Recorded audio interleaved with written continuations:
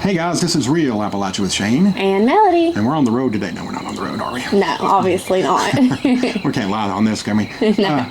We actually have some found footage we stumbled upon, and unfortunately, it was just a shade before you started being on camera with me. Exactly. Yeah, a little town called Kimball, West Virginia in McDowell County. Yes. So.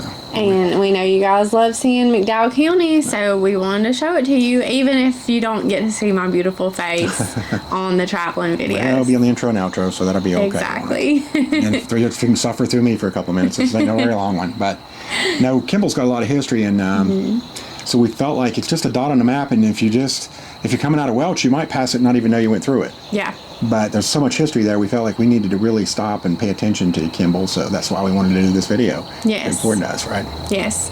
And tiny little town, population's only 145. Yeah, and that's down from its high. In 1910, it was like 1,600 people. So it's dropped 90%, which is not, unfortunately, that's not untypical for McDowell County. Exactly. Unfortunately. But it was named for Frederick Kimball. And he was the president of the Norfolk and Western Railroad that helped put the railway through McDowell County, so they wanted to honor him by naming the town after him. Yeah, very nice thought. Yeah, it's still a town, even though it's just 145 people, so. Yeah, pretty interesting. Yeah, very important. But it also was part of the Houston Coal Company. What they have, and I show it in the video, but I kind of give a little bit more information, because here I just skipped right over it, because you weren't with me. Yeah. To help bail me out. To give good info. That's right, but Jean Batlow is a local. She's very well known. She wrote a play. She has written books, and she's very well known. She's from Kimball, and she helped get some funding for this. Used to be Houston, and there was a company store there. And I think later on it was Coppers, but anyway, they had a lot of money. They sank into the outside, and I don't know what's happened. Hopefully somebody can clear this up for us, but apparently they either ran out of money or something happened where the inside has not got completed. Happens a lot. Yeah. But the building is amazing, and you'll see in this video. Oh yeah, beautiful. Yeah. And then we also stop, but I don't get into it, at the World War I Memorial. Yes. And it is the very first memorial for African American soldiers in World War I. Yes. So very impressive. Oh yeah, and a lot of people, like we say, they don't give the diversity enough credit for, especially West Virginia, and Appalachia as a whole, but actually the population of the town is primarily African American now. So it's very diverse. But anyway, we'll get into looking at this and shut up and see you at the end here.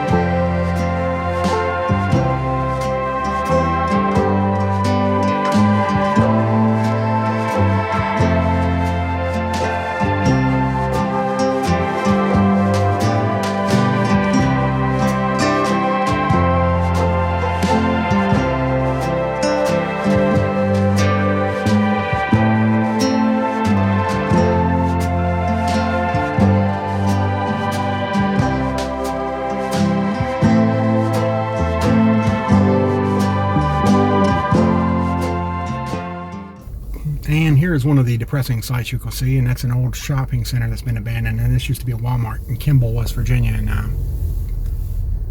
so Kimball's part of McDowell County, and this was really the only Walmart within several miles. So I guess going all the way back to Bluefield, if I'm guessing. And boy, it was a major blow to the economy and morale as much as anything else here. And it was just huge, and it's just a sign of the times that when it went out, it was like I said, I'm just surprised nothing's replaced it at all, or even attempted to. That's sad on top of everything else, because it's just a little bit outside of Welch. Kimball, I guess, is probably the next town over from Welch, if I'm guessing, unless you count Superior or some of those places, which I don't know if you count that or not. But anyway, there's Kimball, and when that Walmart left, and it's only been probably in the last 10 years, I'm guessing, somewhere in that ballpark. And like I said, I just remember when that hit, because it was back when Walmarts just did not go out of business back then, and it's not nearly as uncommon now as it was then. Big Four Motel. just another mining town down through here. It is known. At one time they had a sign up. It was the hometown of Emanuel Steward, who was famous in boxing for developing the Kronk gym in Detroit. So his family had been in coal mining here in McDowell County and then moved away. And to, assuming the auto industry, just like most people did. Once that the mechanization took over the mining, people had to move on to other industries. So there was a mad scramble to leave town. So Emanuel Steward's family was one of those and ended up in Detroit and made his name, like I said, with the Kronk boxing gym, which was, I mean, they absolutely owned boxing in the 1980s. They had a stable of world champions. The name Thomas Hitman Hearns, they jump out at you. There's several. Like Vicious Vivian Harris did. Hilmer Kenty, and I mean, champion after champion after champion. Milton, McCrory. And here's the old AP Wood store that's now the Yazoo Restaurant. Greek restaurant. I interviewed this lady briefly, and I'll post that video at some point.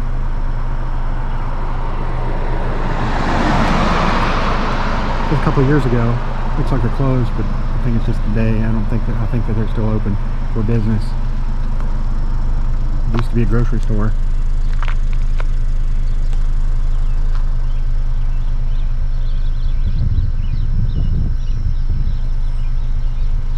They sell fantastic Greek food, I must say.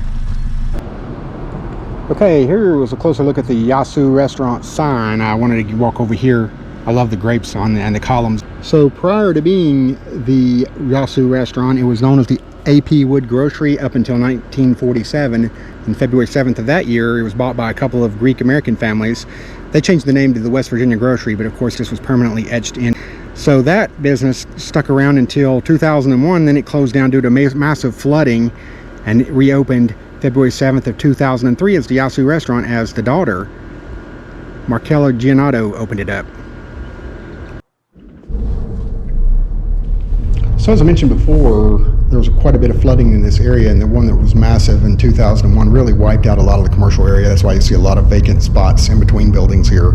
Because at one time it had probably been hard to find land to build on in the commercial area, but now all of those buildings are gone and just a precious few are left.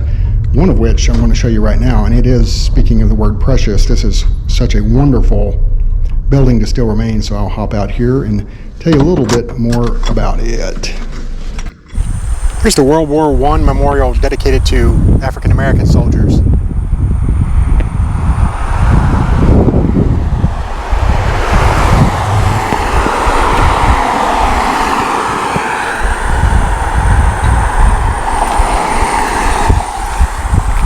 And there's this little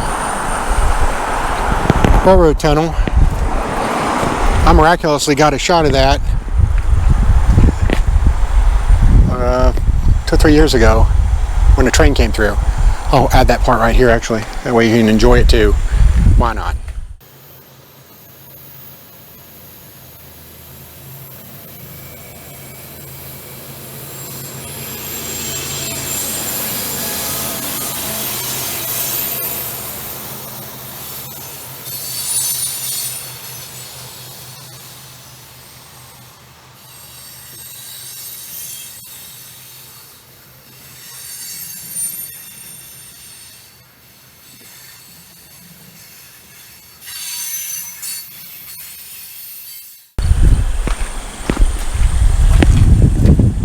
Tell you a little bit more about the War Memorial.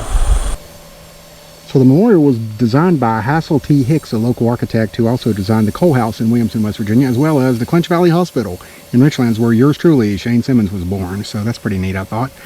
It first opened in 1928, and the 4 columns represent faith in America as a country, hope in ending injustice, charity toward others, and finally service to the greater community. I love that.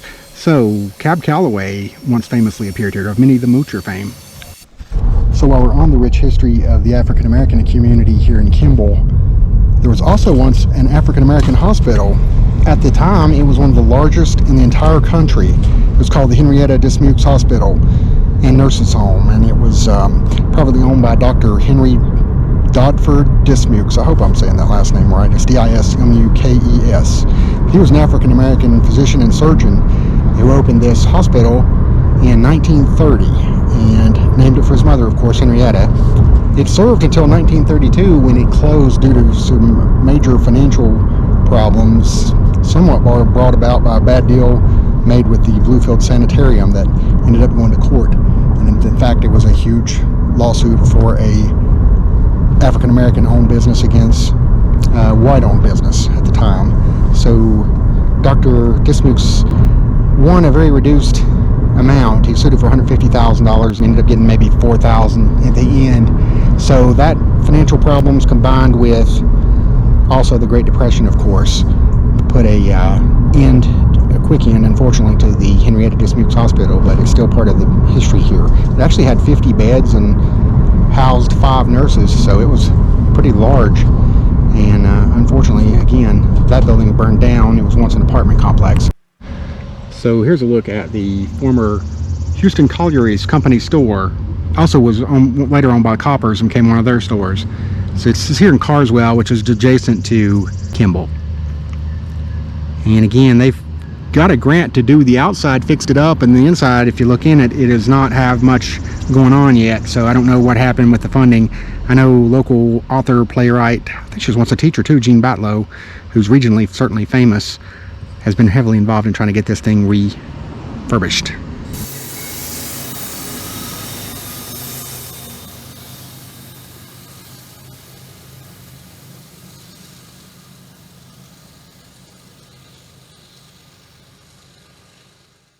Alright, we hope you guys enjoyed this look at Kimball, West Virginia.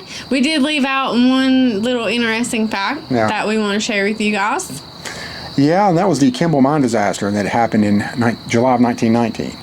And original reports showed that 221 men were killed in that disaster, which was a horrific tragedy. But fortunately, that proved to be incorrect. Yes. And they actually, 215, they were trapped in there, but they actually got out. Unfortunately, isn't that amazing? That is amazing. Unfortunately, 6 did perish, which is 6 too many. But exactly. Can you imagine thinking and assuming that your loved one was dead, and then to see them come out just had to be a joyous thing for those families. And of course, the 6 that didn't make it is unspeakable horror. But yes, it's just one of those things that, just another important piece of coal mining history, and every mining town too, it seems like. Yeah. So seems like that's just a part of it. Unfortunately, is the tragedy, and I think that's why these coal towns are so close knit too. They grieve together, they've loved together, they've laughed together, they work together, and that's just part of what brings those guys such a brotherhood. Yeah, brotherhood. Yes. Yeah. Anyway, and sisterhood. And sisterhood. Absolutely. Yeah.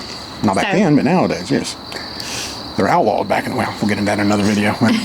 So stick around. If you haven't subscribed to our channel, that's a good reason why. We still got a lot to share with you guys. We're just getting started. Give us a thumbs up, subscribe, comment, share it, all that good stuff to support us. We appreciate you guys so much. Yes, and we'll see you on down the road. See you on down the road.